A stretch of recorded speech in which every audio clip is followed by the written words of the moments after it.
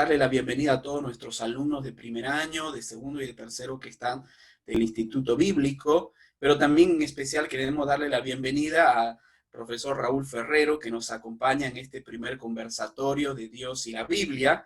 Así que vamos a presentarlo. Él es, primeramente es argentino, ¿ok? Entonces, ahí él nos va a contar un poquito también de su familia. Ha sido profesor por muchísimos años allí en el Instituto Bíblico en Argentina. Hoy es profesor aquí en México, en Palabra de Vida, y también hace viajes a Israel. Él nos va a contar capaz un poquito acerca de eso, de lo que son los viajes cada año a Jerusalén, el propósito de enseñar la vida de Jesús a través de los lugares por donde Jesús caminó. Es un privilegio tenerlo a él en el propósito de seguir ahondando en lo que la Biblia enseña en la persona de Dios, y él además tiene otras actividades, otros ministerios a través de la exposición de la palabra de Dios por Sudamérica y también Centroamérica, y también ha estado en Estados Unidos, ¿verdad? Así que es un privilegio poder tener con nosotros a Raúl Ferrero. Así que, Raúl Ferrero, bienvenido, puedes saludar a los alumnos y presentarte también. Muy bien, muchas gracias. Muy buenos días a todos. Les saludo desde Buenos Aires. Aquí son las 11:30 de la mañana y estamos comenzando la primavera. Los días son frescos y lindos. Un gusto para mí poder estar con ustedes. Joel me decía de contar un poco de mi vida. Bueno, tengo 63 años. Nací y siempre viví en Argentina. Y bueno, yo hasta los 20 años tenía cierta religión, pero no conocía bien al Señor. Me hablaron del Evangelio en una fábrica donde trabajaba, en una ciudad que se llama Zárate, y yo acepté a Cristo como mi Salvador en la fábrica. Desde entonces soy un apasionado de la lectura. Por aquellos días, antes de ir al instituto, yo me leí Evidencia que exige un veredicto y me leí varios libros más. En 1980, a los 23 años, fui a estudiar al Instituto Bíblico de Palabra de Vida acá en Argentina. Está a 110 kilómetros de aquí, de Buenos Aires, y me quedé 20 años, es decir, 3 como alumno y después 17 como profesor.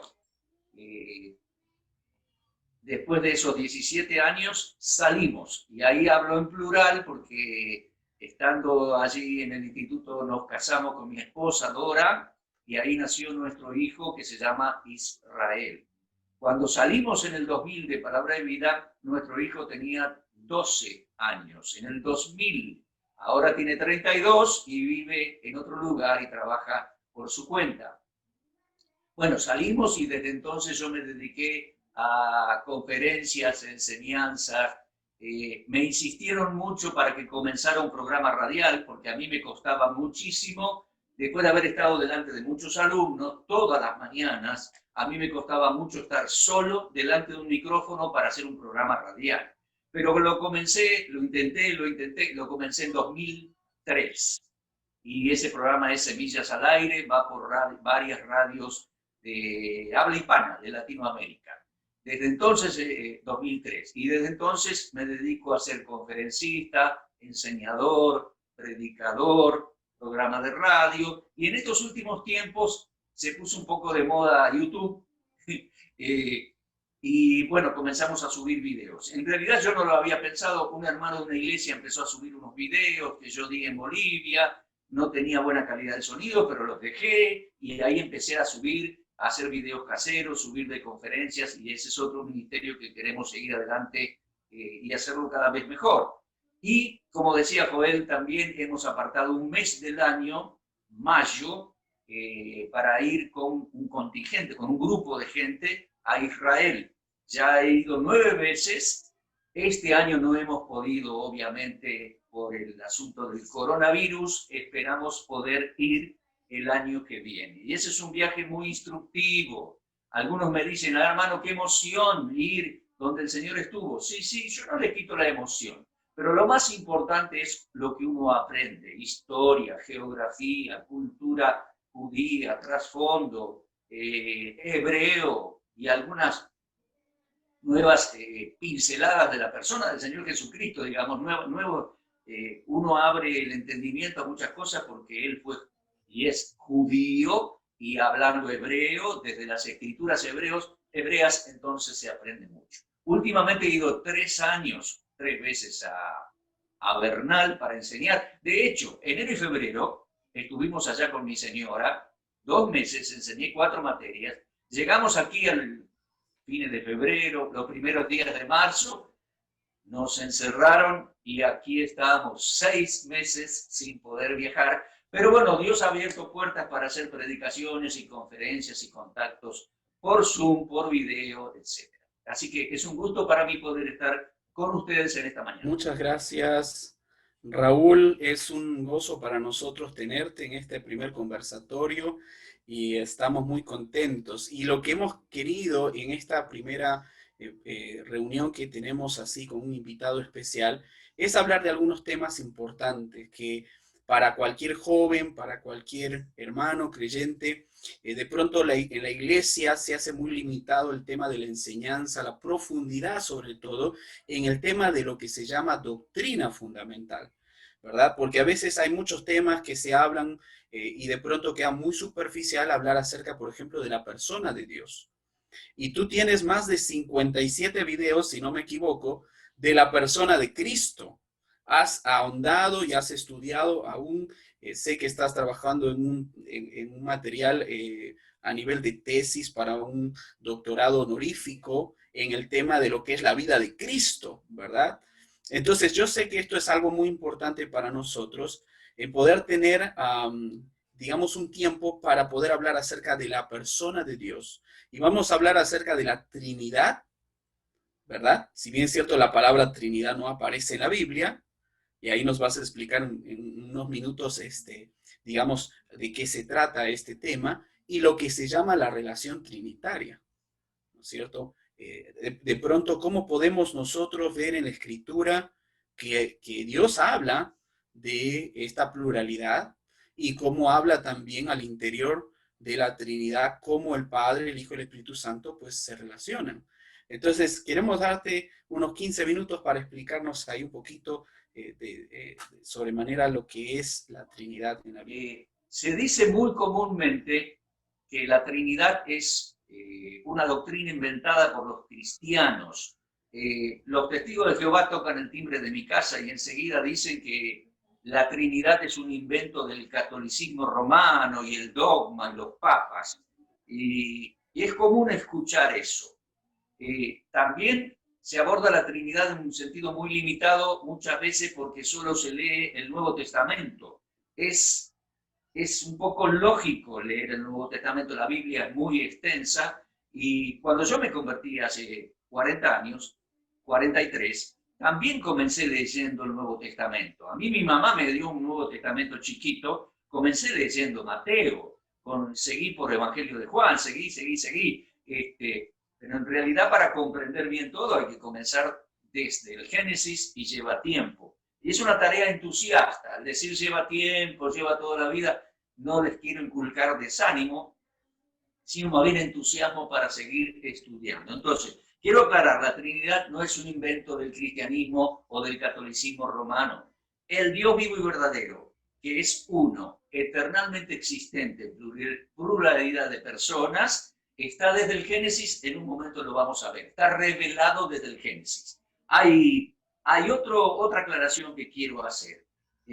Comúnmente se oye a los evangélicos en nuestras iglesias, no estoy para cuestionar iglesias, hemos dicho que hay poco espacio para la enseñanza, hemos dicho que, bueno, no, es lógico que hay poco espacio para la enseñanza en las iglesias, aunque algunos tienen más, algunos tienen menos, porque el caudal de información de la Biblia y el caudal de enseñanza es inmenso. Pero bueno, muchas veces se dice en el ámbito evangélico que la Trinidad no se habla casi de la Trinidad en el Antiguo Testamento, se desarrolla en el Nuevo, Padre, Hijo, Espíritu Santo.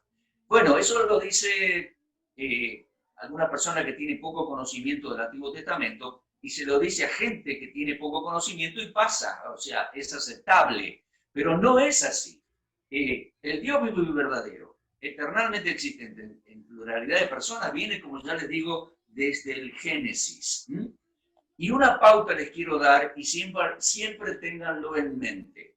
cuando estudiamos cristología o estudiamos la persona de Dios, tenemos que seguir la pauta del Señor Jesucristo que les dejó a los apóstoles en Lucas 24.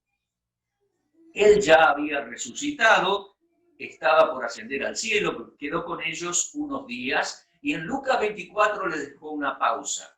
Les explicó, luego de la crucifixión, muerte, sepultura, resurrección, les explicó comenzando desde Moisés todo lo que de él decían Moisés, los profetas y los salmos, o sea, los escritos.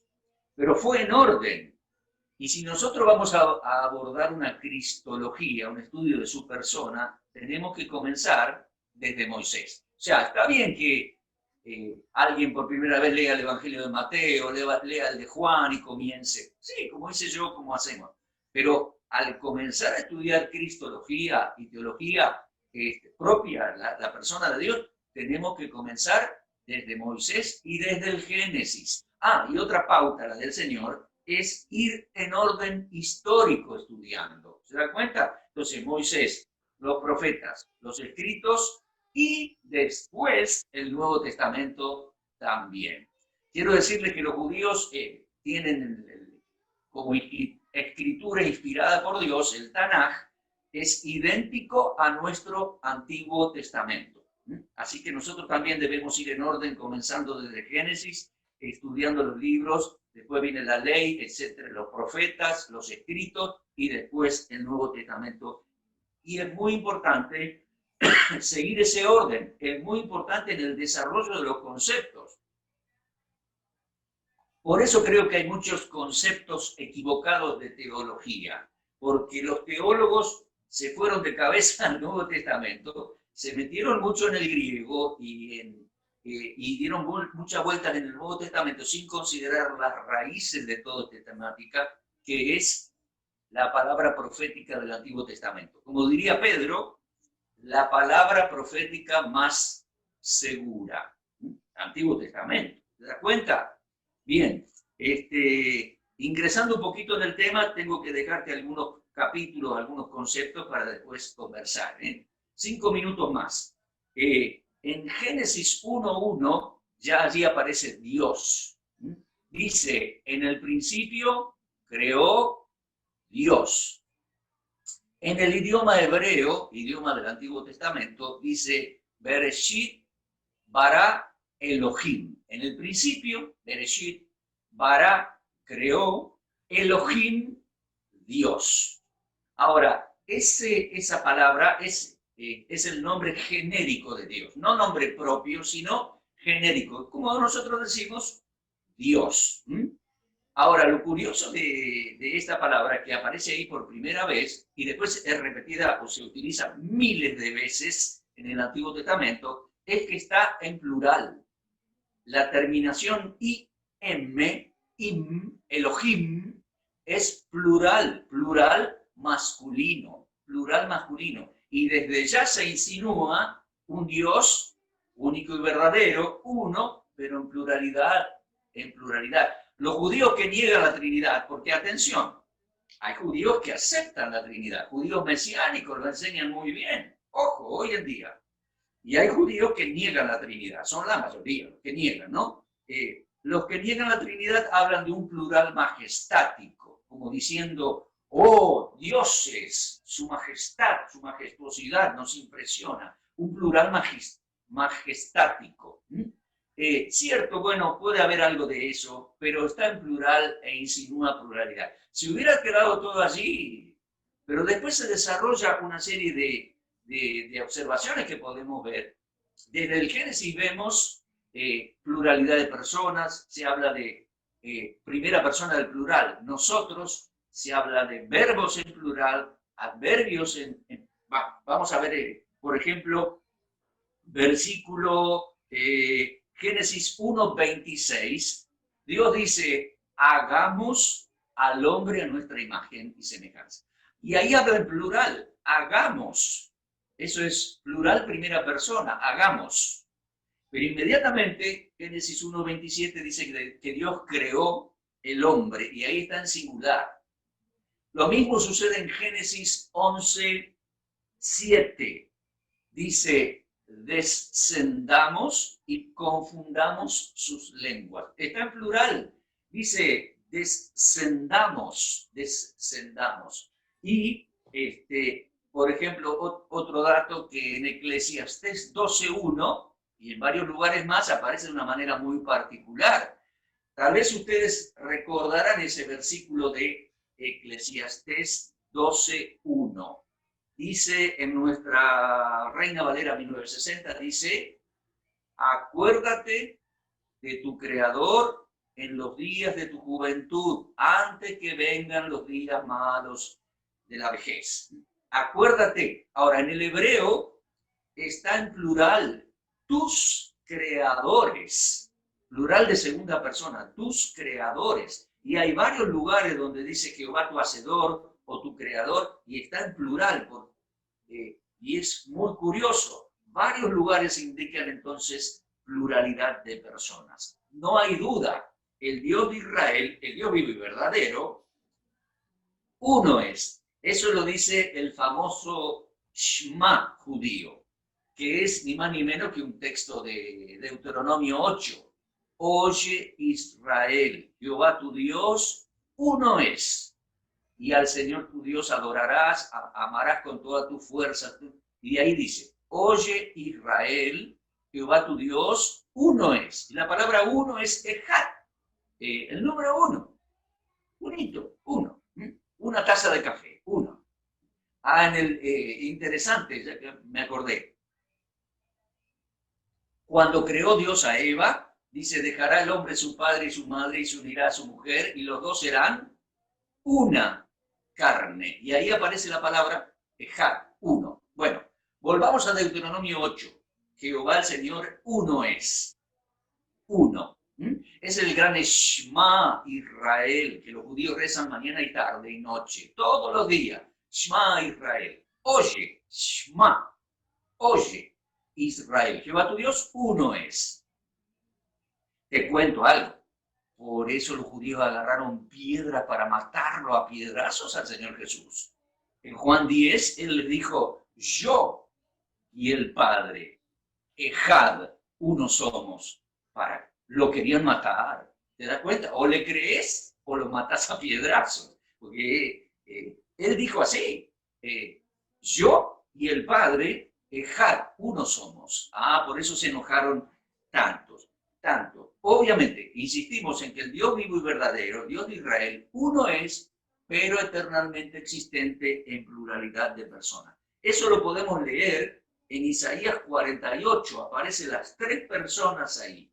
Y lo podemos leer también en Isaías 63. A ver, les indico los versículos. Abran su Biblia, por favor, allí. Miren, si pueden, Isaías 48 y después lo leen bien en sus casas. Isaías 48, ahí lo voy buscando, y dice, es un párrafo desde el 12 al 16. No lo voy a leer todo, pero dice, versículo 12, Isaías 48, 12. Óyeme Jacob y tú Israel a quien yo llamé, yo mismo. 48, 12. Yo mismo, yo el primero, yo también el postrero. Mi mano fundó la tierra, mi mano, etcétera, etcétera, sigue. Dice versículo 16, acercaos a mí, oíd esto, desde el principio no hablé en secreto, desde que esto se hizo, allí estaba yo. Y ahora, dice el versículo 16, me envió Jehová el Señor y su Espíritu. O sea que ahí están las tres personas. Miren, Isaías 63. Mirá Isaías 63. Y versículo 7 dice, de las misericordias de Jehová haré memoria, de las alabanzas de Jehová conforme a todo lo que Jehová nos ha dado, y ahí sigue y sigue.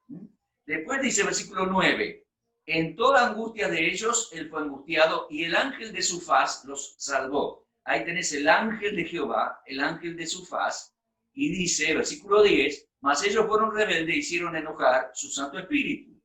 Ahí tenés los tres. Mira versículo 7 dice Jehová, versículo 9, el ángel de su faz, Y mira versículo 14. El Espíritu de Jehová los pastoreó como a una bestia que desciende al valle, así pastoreaste a tu pueblo. Entonces ahí tenés las tres menciones, las tres personas. Y hay mucho más. Lo que pasa es que conocemos muy poquito del largo libro de Isaías y el largo libro de Ezequiel, etcétera, etcétera. Entrando en el Nuevo Testamento, y ya cierro, vos tenés Mateo 3, la imagen de Mateo 3. El Señor es bautizado en el Jordán y sale del agua. Recibe el Espíritu Santo, baja sobre él como paloma, y la voz del Padre lo anuncia. Esa es la presentación oficial del Mesías de Israel. El Padre lo presenta. El Señor, el Espíritu Santo y el Padre habla. Habló en hebreo y dijo, este es mi Hijo amado en quien tengo complacencia. Al decir, este es mi Hijo amado en quien se complace mi alma, está diciendo, este es mi Hijo del Salmo 2, que será rey en Sion. Este es mi Hijo en quien se complace mi alma, de acuerdo a Isaías 42, 49. Ahí tenés los tres. Después, en Lucas 15, hablando de salvación, el Señor narra tres parábolas. Vos tenés la parábola del pastor que busca la oveja perdida, la parábola de la mujer que alumbra y barre la casa y busca la moneda perdida, y la parábola del padre que espera al hijo pródigo, que viene sucio, gastó todo su dinero y lo abraza, le da un beso en el cuello y le pone un anillo, etc. Entonces vos tenés ahí tres parábolas. La parábola del pastor, la mujer que limpia, ilumina y limpia adentro, me parece que es representación de la obra del Espíritu Santo, y el Padre. Vos tenés el pastor, el Espíritu y el Padre. Entonces, ahí en tres parábolas. Y finalmente, en Mateo 21 y 22 también el Señor habla de tres parábolas. Una es la parábola del padre dueño de la viña, que rechazaron al padre. Perdón, la primera parábola es el rechazo del padre que envía al profeta Juan y no le creen. La segunda parábola es la parábola del hijo que va a la viña y lo matan. Y la tercera parábola es la parábola de aquellos siervos que salen a invitar gente al banquete y no le creen, Tres parábolas para hablar del rechazo del Padre, del Hijo y del Espíritu Santo. Entonces, hay que leer con cuidado y se puede profundizar el tema. Para mí no cabe duda, es un gran misterio.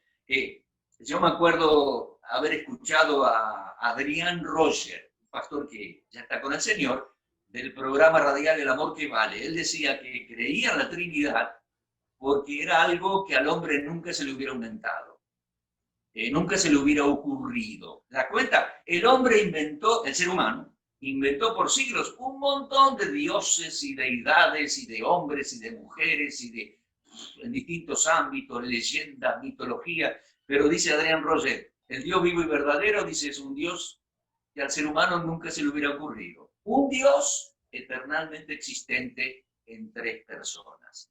El asunto que en el cumplimiento del tiempo, la segunda persona de esa Trinidad fue hecho carne y habitó entre nosotros, y después de su obra vino a nosotros el Espíritu de Dios, y eso habla de, bueno, procedencia. Ya entraríamos en otro tema. Entonces, sin duda, la Trinidad no es un invento de los cristianos ni de los católicos, está desde el primer versículo de la Escritura el concepto de un Dios vivo y verdadero, creador, salvador, eternamente existente en tres personas. Raúl, gracias por esa introducción al tema, porque obviamente es importante recordar lo que la Biblia dice acerca de la enseñanza de la Trinidad, ¿verdad? Y ver desde el Antiguo Testamento cómo Dios, a través de lo que llamamos la revelación progresiva, ha ido hablándonos y ha ido revelándonos acerca de su persona, y aunque a veces no lo podemos entender, ¿verdad? Podemos saber qué es lo que, esta es una verdad, ¿verdad? Bíblica. Bueno, vamos a entrar en las preguntas. queremos hacerte las preguntas que nuestros alumnos han enviado, ¿verdad? Y tiene que ver, en primer lugar, en relación a las tres personas de la Trinidad. Y una de las preguntas que tenemos de nuestros alumnos es en cuanto a las distinciones, ¿no? De pronto tú mencionabas en esta pequeña introducción de cómo desde el Antiguo Testamento ya se habla de una pluralidad. Y has mostrado también de pronto cómo aún en el Nuevo Testamento se va mencionando a tres personas, el Padre, el Hijo y el Espíritu Santo. Pero una de las preguntas que tenemos aquí es, ¿cuáles son las distinciones de las tres personas en la Trinidad? Bueno, a ver, el Padre siempre quedó en el cielo, el Hijo vino en forma humana y el Espíritu Santo después vino a nosotros como Espíritu de Dios. Ahora, a ver, no siempre fue Padre, Hijo y Espíritu Santo la Trinidad. La eternidad la triunidad es eterna, Dios es eterno, pero se habla recién a partir de un escrito de el rey David, el Salmo 2, recién ahí se menciona que Dios tiene un hijo o designará a alguien como hijo para poner por rey en Sion. Dice, ahí el texto del Salmo 2 dice, yo publicaré el decreto, Jehová me ha dicho, mi hijo eres tú, yo te engendré hoy, te pondré, pídeme, te daré las naciones, te pondré por rey en Sion. Antes de eso, o sea, antes del Salmo 2, antes de David, no teníamos el concepto de Dios el Padre y Dios el Hijo. Comienza ahí la revelación. Por eso es importante estudiar en orden. Joel hablaba de revelación progresiva. Yo hablaba de comenzando desde Moisés, ir estudiando época tras épocas los escritos bíblicos. En la antigüedad vemos tres personas. A ver, es sorprendente, yo no tengo todas las respuestas. En Génesis 18, tres varones vienen para conversar con Abraham y comer con él. Comen con él.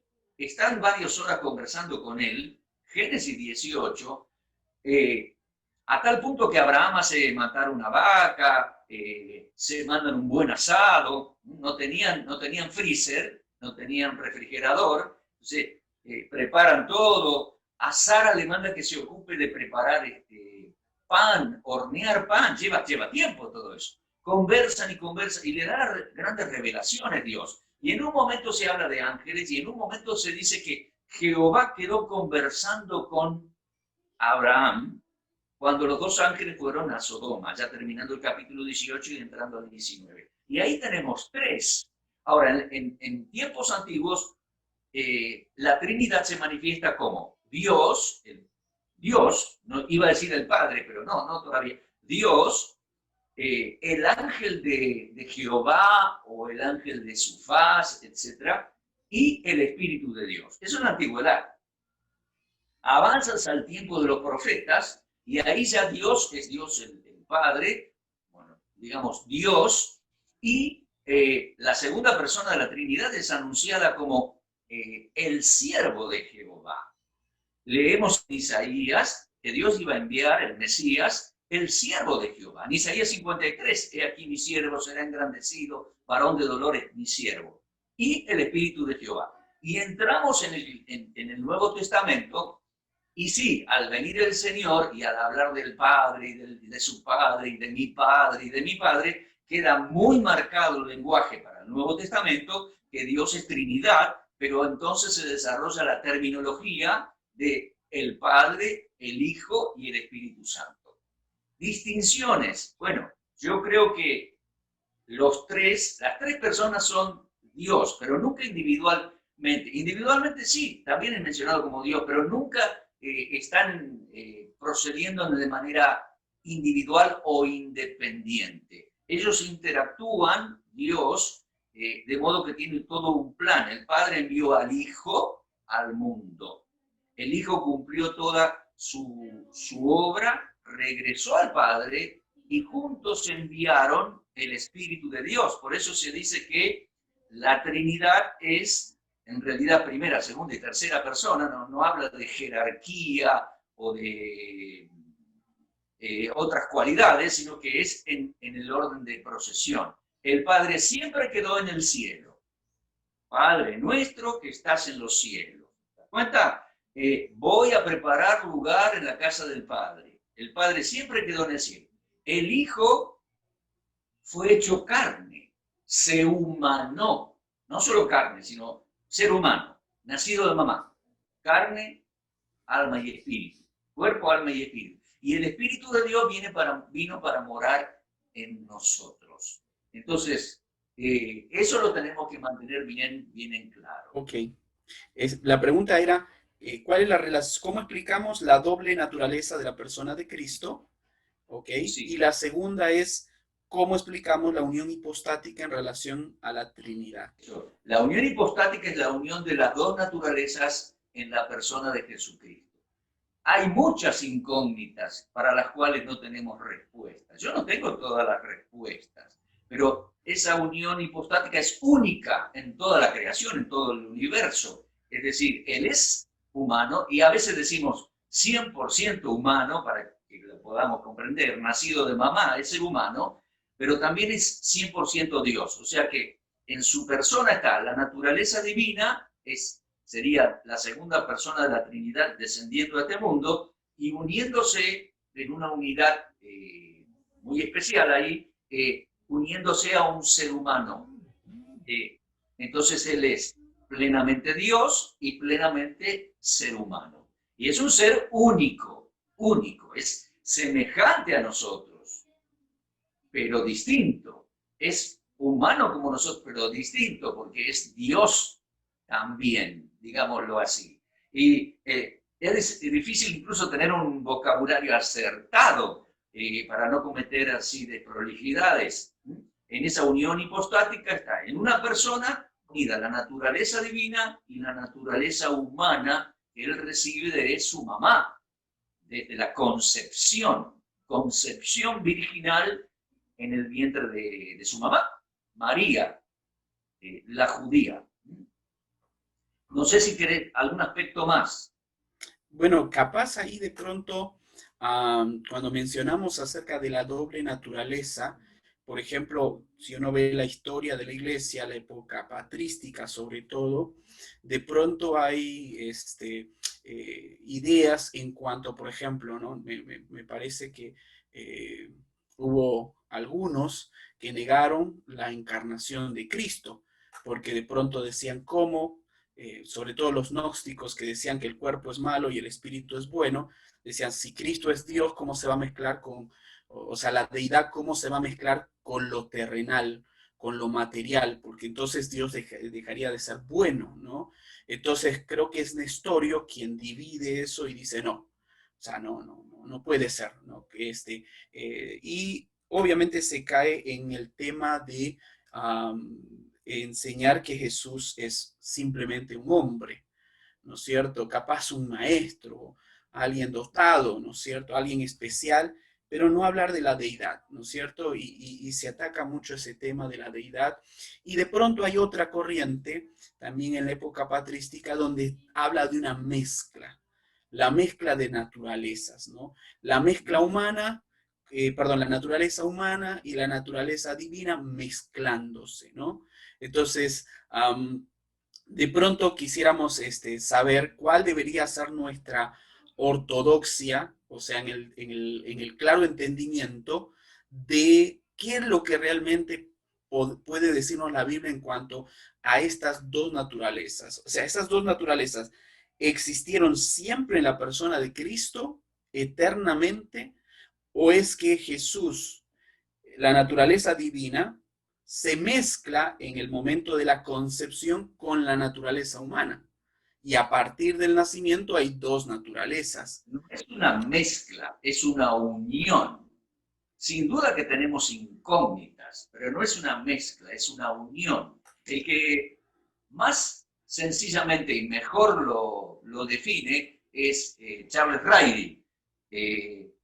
Yo recomiendo este libro de teología básica. Es básico, pero es claro, es sencillo. Charles Ryrie.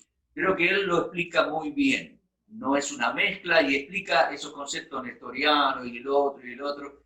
de una manera breve y llega a una conclusión de que la persona de Cristo es una unión hipostática donde Él es plenamente hombre y plenamente Dios. Ahora, siempre el Señor existió como Dios. En Juan 17, Él ora esa oración extraordinaria ahí justo antes de bajar al Valle del Cedrón, en las afueras de Jerusalén, y dice, Padre, glorifícame para contigo. Juan 17. Glorifícame para contigo con aquella gloria que tuve contigo antes de que el mundo fuese. O sea que antes de que el mundo fuese, antes de ser humano, inclusive antes de que el mundo existiera, después lo crearon, después lo creó, ¿te das cuenta? Antes de que el mundo fuese, Él ya estaba con el Padre y dice, aquella gloria que tuve contigo. El Señor es claro, y hay varios textos más, en hablar de su preexistencia. O sea, que Él existía como Dios antes de ser un ser humano y antes de crear el mundo. Entonces, eso vuela a nuestro cerebro, nuestra cabeza, y nos deja con muchas incógnitas, pero yo lo acepto, lo creo. No tengo todas las respuestas, cómo era esto, lo otro. No. Ahora, Él asume o suma o une naturaleza humana, bueno, al momento de ser concebido en el vientre de su mamá y a los 9 meses del parto, ahí nace como ser humano. Desde entonces Él es ser humano, en una unión de plenamente Dios y ser humano, que tiene sus limitaciones, sus límites, porque Él, siendo Dios, se autolimita a ser humano. En el monte de la transfiguración mostró que era más que ser humano, porque se transfiguró en luz desde adentro. 3 discípulos atestiguan eso. Pero comúnmente y normalmente es ser humano. Aún resucitó siendo el mismo ser humano, pero glorificado. Ahora, no te puedo explicar todo lo que implica, o sea, no tengo todas las respuestas, pero cuando regrese al Monte de los Olivos, va a ser el mismo Jesús. Los ángeles lo dijeron, este mismo Jesús que fue elevado de vosotros al cielo, este mismo volverá al Monte de los Olivos. Hechos 1.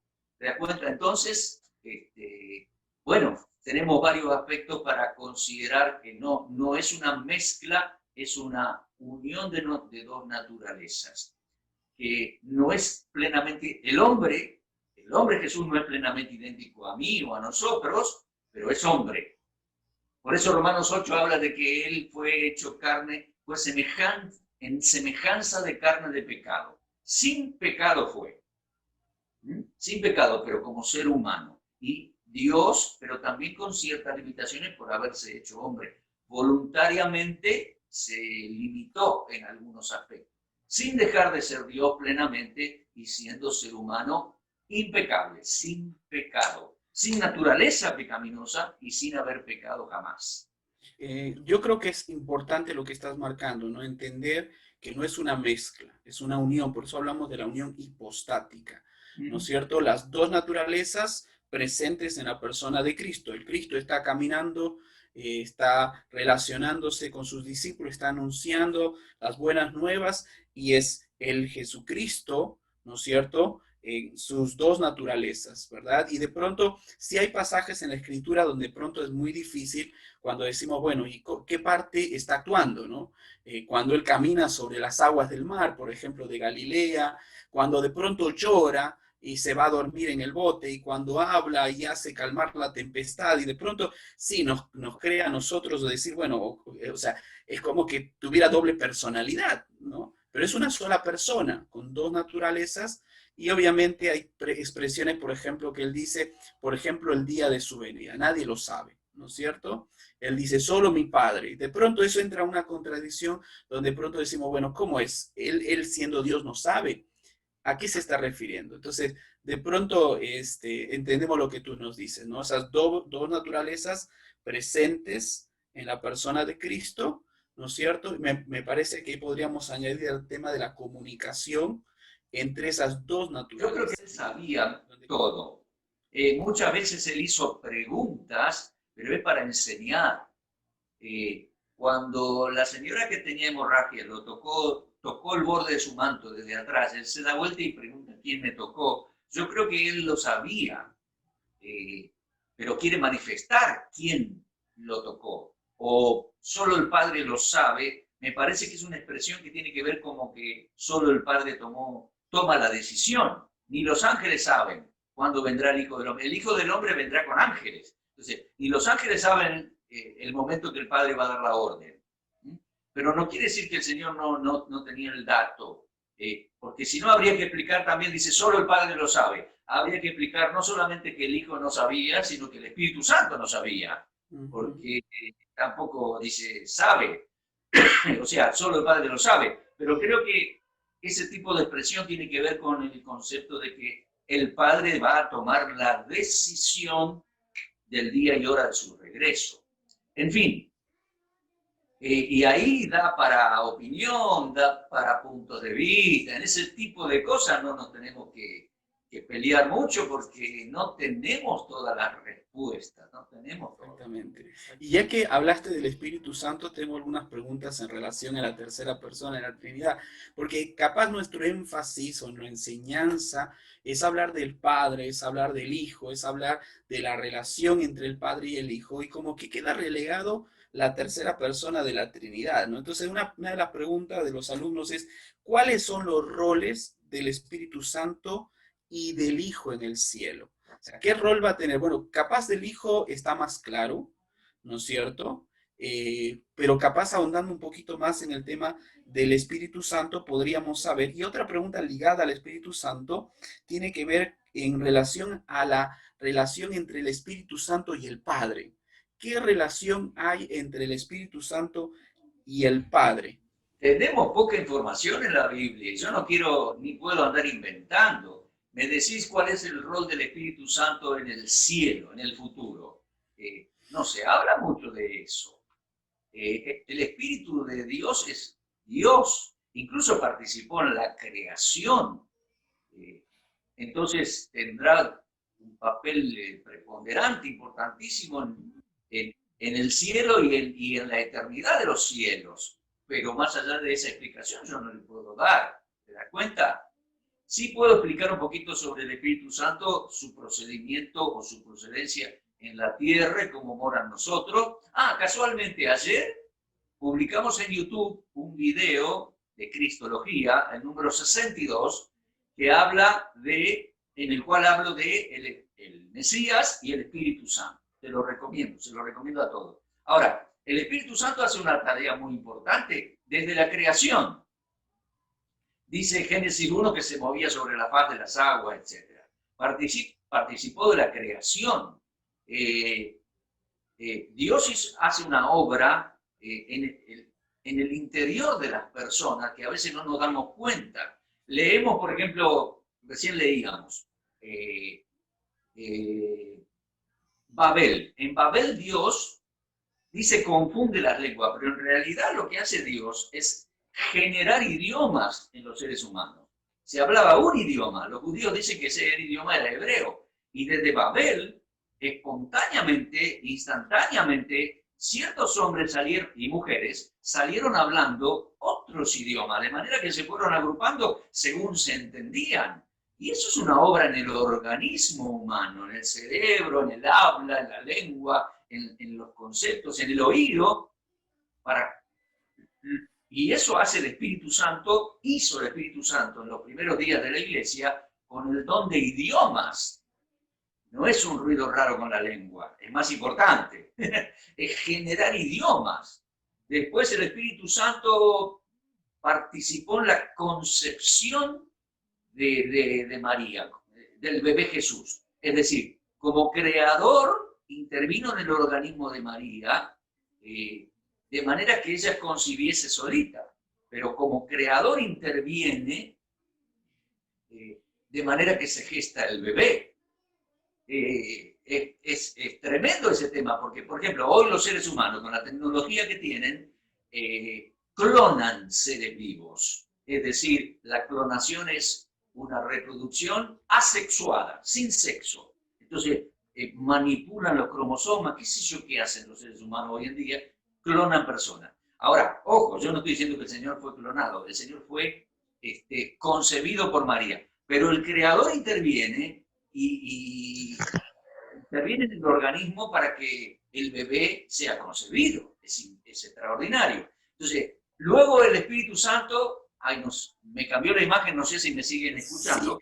lo que pasa es que Sí. alguien prendió su micrófono, por eso es que se Bueno, mueve. el Espíritu Santo vino a morar en nosotros y nos da nueva vida y nos da dones de manera que tengo esa capacidad, esa energía espiritual para hacer ciertas tareas con poder espiritual que Él me genera en mí. Entonces, hay tantas cosas que hace el Espíritu Santo y que no somos conscientes hasta que más o menos estudiamos un poquito, y digo un poquito porque no se nos revela todo, ¿no? Y va a seguir y sigue obrando. A ver, regenera a las personas el Espíritu Santo al momento de creer en el Salvador.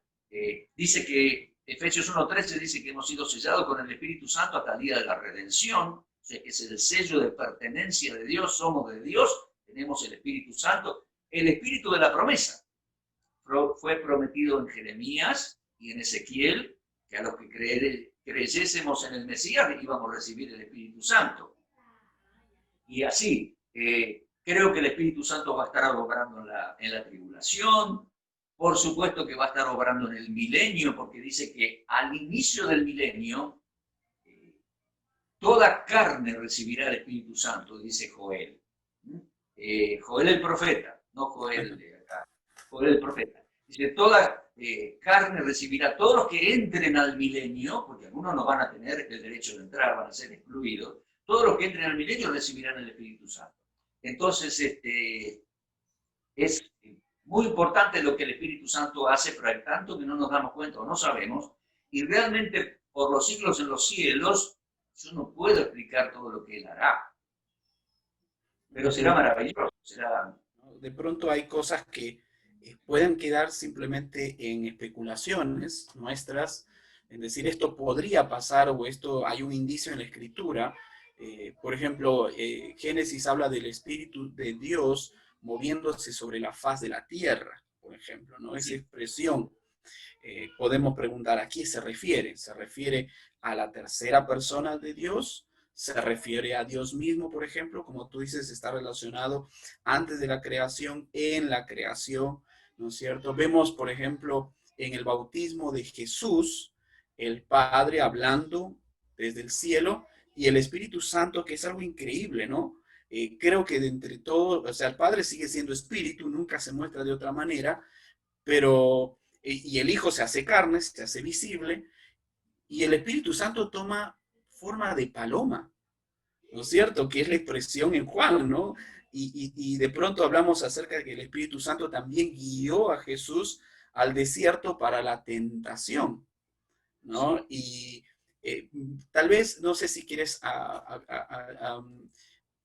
tal vez ampliar un poquito más, Juan 17, la oración sumo sacerdotal de Cristo. Hay una conversación entre el Hijo y el Padre, hablando Sí. acerca de la unidad. Y él dice, hablando de la iglesia, hablando de los creyentes, él va diciendo, y orando a Dios para que sean uno, como tú y yo somos uno, para que sean uno, ¿no? Sabemos que hemos recibido la morada del Espíritu Santo. Tú hablaste del sello del Espíritu Santo. La pregunta puede surgir, ¿y hasta cuándo estará el Espíritu Santo en nosotros? La Biblia no nos dice que es algo temporal. La Biblia que dice que hemos sido sellados. La Biblia dice en Apocalipsis que cuando le veremos cara a cara, o sea, le conoceremos, sabremos cómo es Él. Sabemos que el ministerio del Espíritu Santo en este tiempo es de abrirnos los ojos al pecador hacia el Evangelio y al creyente de las verdades que están ocultas. O sea, no sé si quieres ampliar un poco en relación a esto. Sí, hay muchas incógnitas ahí. O sea, tenemos, a ver, el Señor nos hace conocer un poco y nos deja grandes esperanzas y grandes expectativas. Dice que debemos ser uno. en la oración sacerdotal. A ver, oración de Juan 17. ¿Qué característica tiene esa oración? Sin duda es intercesora, es sacerdotal, pero él no es sacerdote todavía, él será sacerdote a partir del cielo cuando el Padre lo designa. Más bien esa oración es como una rendición de cuentas, porque dice, Padre, la obra que me diste yo terminé, los cuidé, los discipulé, ahora te pido, yo voy a ti, te pido que los guardes en el mundo, los envío al mundo, que los guardes del mal, que los guardes de la mentira. Por eso es importante el concepto que el Señor dice de espíritu de verdad, porque en este mundo hay un montón de mentiras políticas, religiosas, filosóficas, sentimentales, lo que sea, impresionante. Entonces, el que les iba a marcar la verdad era el Espíritu de Dios. Entonces, rendición de cuentas, los deja bajo el cuidado del Padre porque Él se va.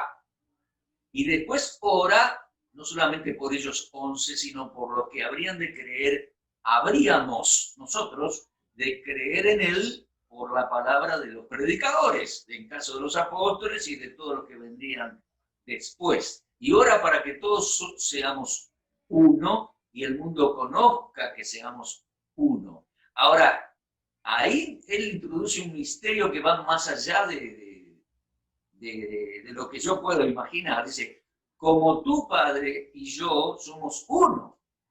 Hace un ratito yo lo mencionaba, el Shema judío. Dios uno es.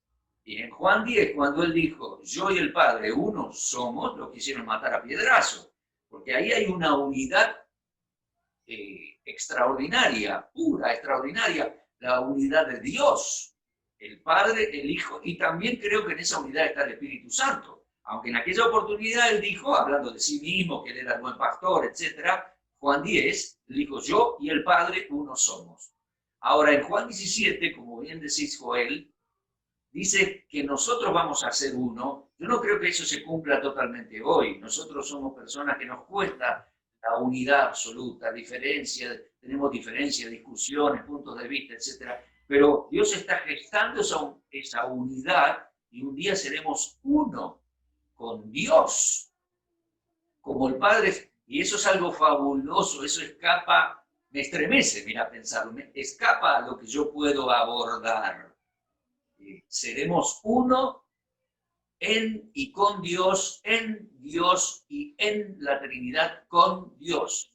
De hecho, hay imágenes como por ejemplo, que nosotros somos parte del cuerpo de Cristo y de la cabeza. O sea, tenemos unidad vital, orgánica con Él, espiritual, pero llegaremos a ser uno. Y el Señor quiere que esa unidad se manifieste desde hoy para el testimonio al mundo. Queremos dar este tiempo ahora, este segundo o tercer bloque, a lo que son algunos comentarios también y preguntas de los alumnos en vivo, todo lo que han estado escuchando este conversatorio que hemos tenido. Queremos también que ellos puedan participar. Así que yo lo que voy a pedir al alumnado, a todos los que nos están escuchando, es que de pronto lo podamos hacer en forma ordenada, ¿ok? Entonces, pronto, si tú quieres hablar, simplemente pon ahí hay varios emoticos ahí que pueden ustedes como reacción colocar. Pongan ahí el de la manito hacia arriba y vamos a darles chance para que puedan ir preguntando. Entonces, abrimos este tiempo a preguntas. Chicos, a ver, todo lo que han escuchado, ya hay bastante información y tal vez comenzaron con algunas dudas y ahora hay más dudas. Así que vamos a darles la oportunidad. A ver, vamos buscando ahí las manitos. A ver, ¿qué me parece Alberto, no? Beto. Luis Barrios, perdón, Luis Barrios, ¿no? Adelante, prende tu micrófono, Luis. Adelante, por favor. Hola, buenos días, bendiciones a todos. Bendiciones, Hola. profesor Raúl, Joel. Y bueno, muy interesante todo hasta ahora, hasta el momento, de verdad, aclaró muchas dudas que uno tiene, que a veces no podemos entender, como usted mismo dice. Y bueno, yo tenía una pregunta acerca de cuando hablamos, creo que se le escribí al profesor en privado, esto dice, libro de Proverbios, capítulo 8, versículo 24 y 25, hablando de la sabiduría. Sí, Esto se refiere a Jesús, ¿verdad? sí, parece que sí. Sin que leamos el texto, yo recuerdo que dice la sabiduría y que estaba con Dios cuando creaba el mundo. Entonces, comúnmente se relaciona esa sabiduría que estaba con Dios creando el mundo a la segunda persona de la Trinidad. Estaba con Dios, como dice Juan capítulo 1. Él era Dios y estaba con Dios, y después dice que creó todas las cosas y sin él nada de lo que ha sido hecho fue hecho. O sea, él participó en todo detalle de la creación.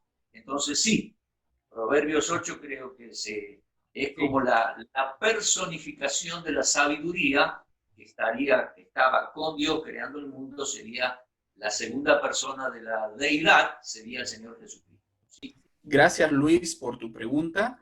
Gracias también, Raúl. Tenemos otra pregunta del alumno Kenny. Luis es de Panamá, ¿verdad? Y Kenny también me parece es de Panamá. Así que te pido que tal vez en tu Dominicano. participación digas tu nombre y de dónde eres. Ok, adelante. Bueno, mi nombre es Kenny Silverio, yo soy de Dominicana, República Dominicana.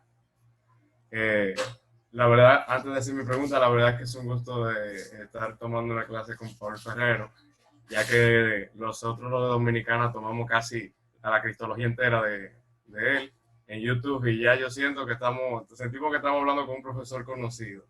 Eh, Ah, la pregunta mía es, yo tengo amigos, familias también, como quien dice, que son unitarios, y ellos creen en que en vez de que hay un Dios que se manifiesta en tres personas, creen que hay un solo Dios que se manifiesta en diferentes manifestaciones. Es decir, yo no sé si el modalismo que cree eso, que el Espíritu Santo, el Padre, es el mismo Dios que se está manifestando de una manera, pero no en personas, sino en manifestaciones. Entonces, yo quisiera que que Raúl Ferrero me ayudara a tener argumentos bíblicos para demostrar que no son manifestaciones, sino personas.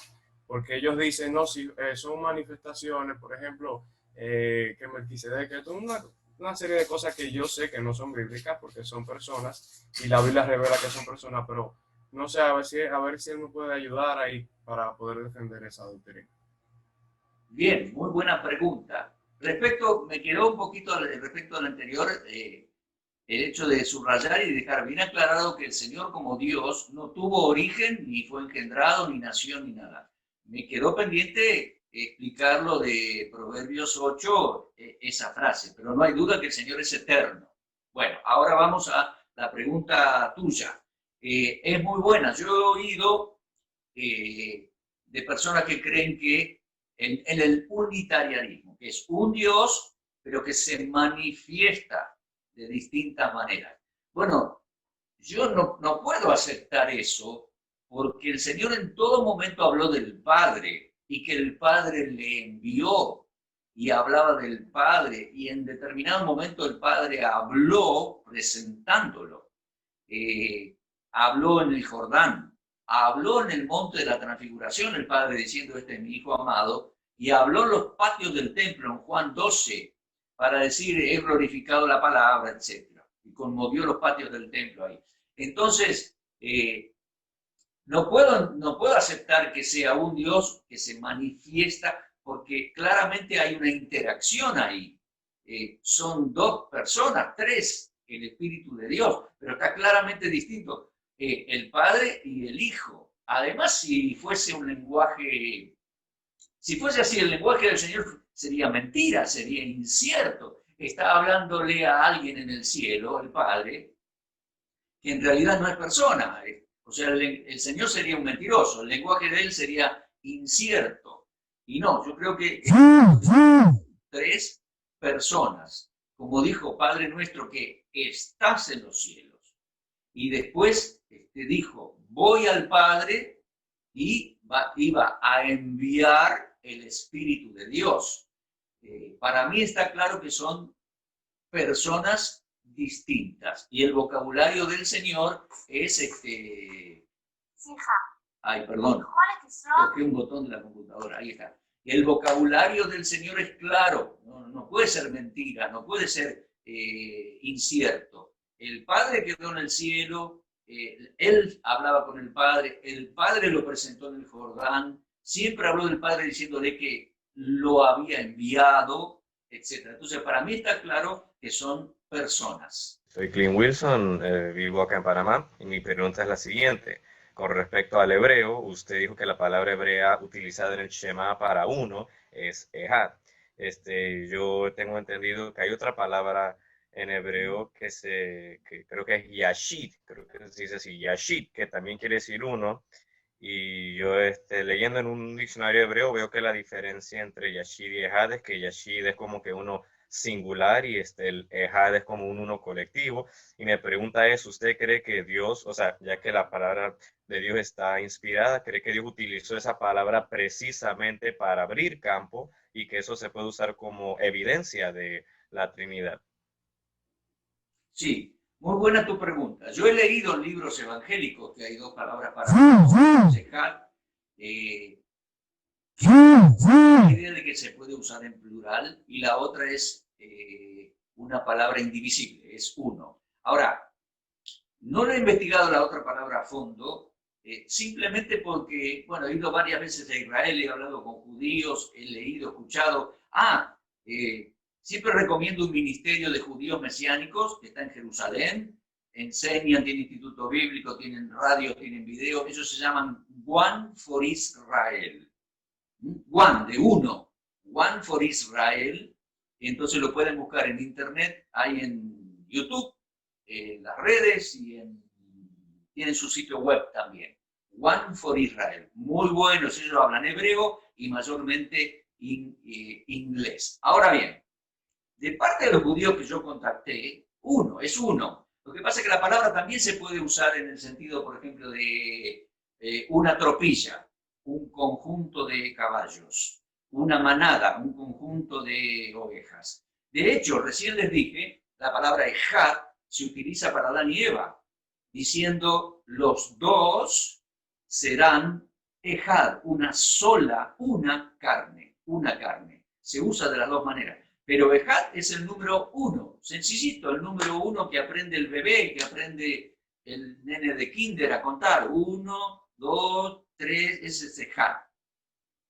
Y bíblicamente tiene estos dos aspectos, ya te digo, unidad, pero también, en el caso de Adán y Eva, ellos son dos y una sola carne. Ejad, uno.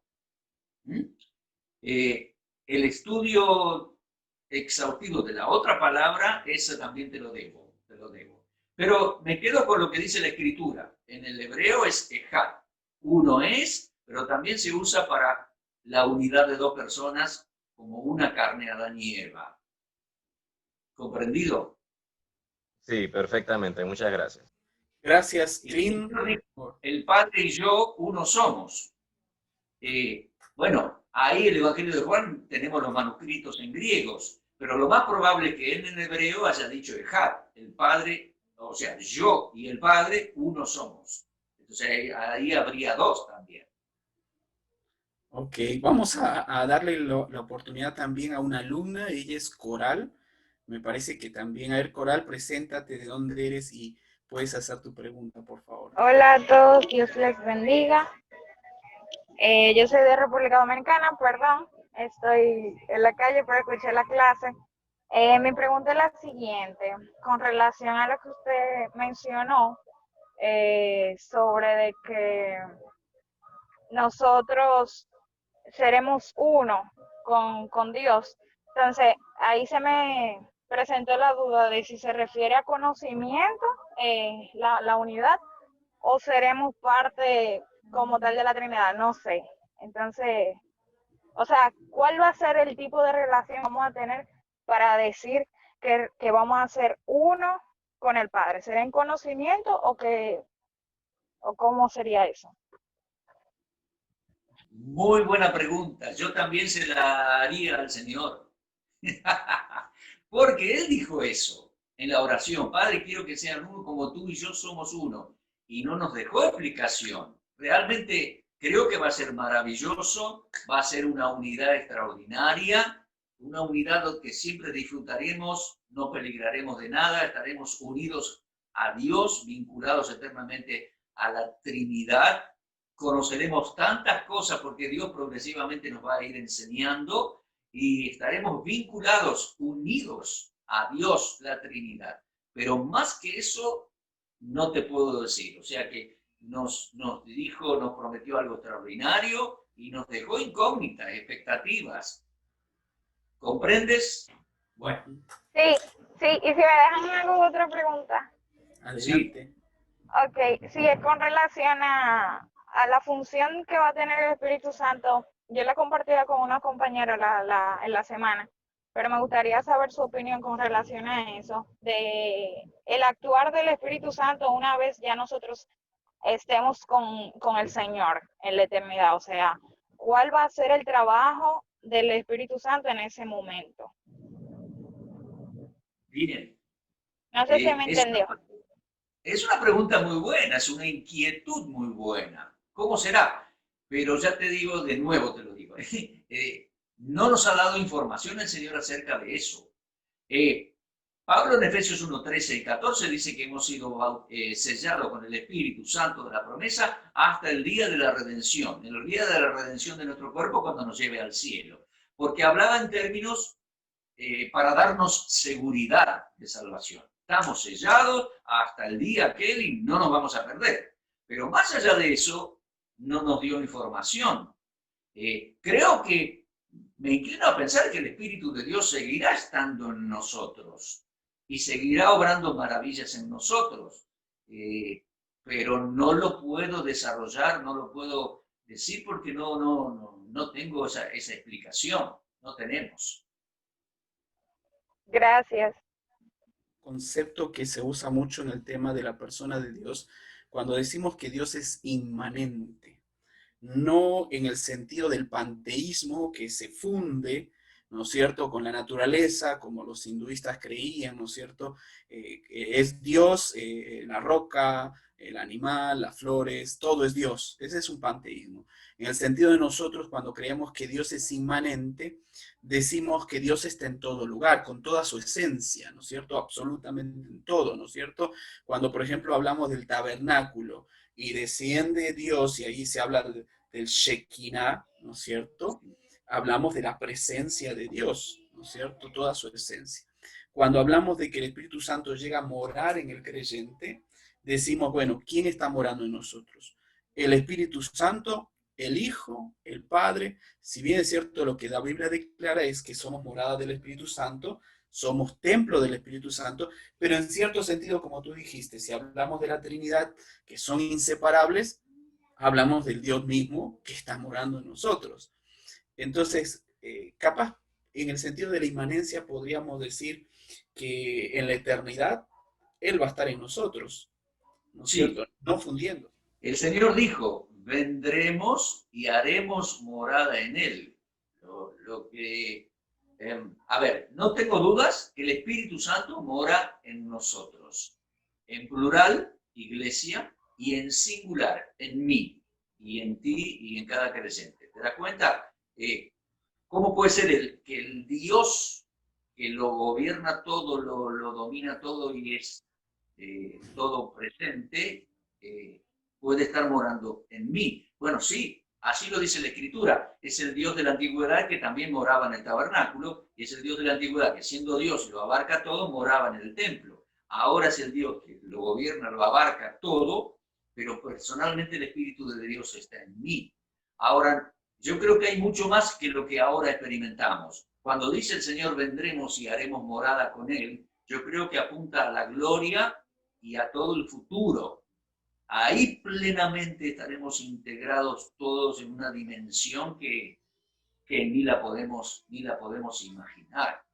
Estaremos integrados, seremos uno. También es cierto que hay ciertos atributos que Dios no nos va a comunicar, porque Dios es todopoderoso, Dios es todo omnipresente, los omnipresente, omnipoderoso, todopoderoso. no vamos a recibir esos dones, esas cualidades, esos atributos, pero sí estaremos integrados a Dios y recibiremos tantos beneficios y bendiciones. Alberto Jiménez, me parece. Ok, buen día, Alberto Jiménez de Panamá. Sí, tengo una pregunta porque he estado estudiando el libro de Josué y siempre me ha quedado esa incógnita. En el capítulo 5 habla de el príncipe de Jehová. Cuando estaba Josué y primero que iban a tomar la tierra de Jericó, ¿no? y después le aparece una persona y le dice, no, yo soy el príncipe de Jehová. ¿A qué se refiere la escritura en ese tema? Bien, esa es una buena pregunta. También tenemos pocas explicaciones al respecto, pero me parece que es una cristofanía. Es decir, a ver, en la antigüedad, a ver, Miqueas 5 dice que las salidas del Señor son desde el principio, desde los días de la eternidad. Se manifestó muchas veces como el ángel de su faz, de Dios, o el ángel de Jehová. Y aparece varias veces. En la Cristología por video, yo dediqué todo un video y no me alcanzó, no fue exhaustivo, a todos los lugares donde aparece la segunda persona de la deidad como el enviado de Dios, como el ángel de su faz, como el ángel. Y este es un caso así con Josué capítulo 5, se aparece a Josué entiende que es de parte de Dios o parte de la divinidad o la deidad porque se inclina y adora. Y el Señor le dice que saque el calzado de sus pies porque es lugar santo. Entonces creo que es una manifestación del Señor como el ángel de Jehová, el ángel de su faz, el ángel, en este caso, príncipe de parte de Jehová. Quiero agradecer a todos los alumnos que nos han acompañado en este conversatorio que hemos tenido. Espero que haya sido de mucho beneficio, de ánimo y de provecho también. Raúl, muchas gracias por acompañarnos en esta. Yo sé que estás desde Argentina y teníamos planes de que vinieras también aquí a México, ¿verdad? Como cada año, pero bueno, estamos en las manos del Señor y en sus planes, ¿verdad? Así que te pido de pronto que te puedas despedir de nuestros alumnos, capaz algunas palabras finales, y después estaremos haciendo una oración por vos. También déjanos algún motivo de oración. Muchas gracias. Ha sido un gusto poder estar con ustedes. Ha sido un gusto conocer a algunos y que podamos compartir este tiempo. E incluso a mí me hace bien poder compartir y responder, ministrar un poquito la palabra del Señor, porque uno está aquí bastante encerradito, aunque ya les dije, tenemos ministerio por Zoom, etcétera, pero anhelamos el día que podamos salir y podamos volvernos a encontrar y pueda disfrutar allí del aire seco de Bernal. La última vez fui con mi señora, hemos estado 3-4 veces, porque fui también en conferencia misionera ahí en el Instituto en Bernal, y anhelo el día que podamos volver a encontrarnos e incluso conocer al nuevo alumnado de primer año. Así que ha sido un gusto estar con ustedes. Gracias, Joel, por esta oportunidad.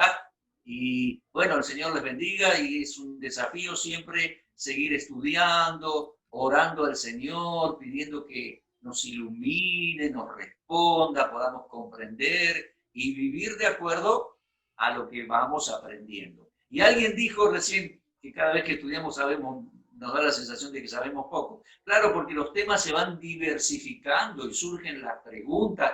Uno va creciendo, creciendo en el conocimiento del Señor siempre. Y eso es muy bueno. Así que bueno, un abrazo para todos ustedes. Bendiciones del Señor y será en la buena gracia del Señor hasta pronto. Pido que podamos estar uniéndonos en oración. Querido Dios, gracias por este privilegio de seguir escuchando tu palabra de boca de hombres de Dios como Raúl, que has usado a lo largo de los años a través, Señor, del ministerio de la enseñanza, la exposición de tu palabra, y que hoy podemos tenerlo en este primer conversatorio. Oramos por su vida, por su esposa, por Dora. Sabemos que ellos han estado pasando por un tiempo también de duelo por la partida, Señor, de la mamá de Dora.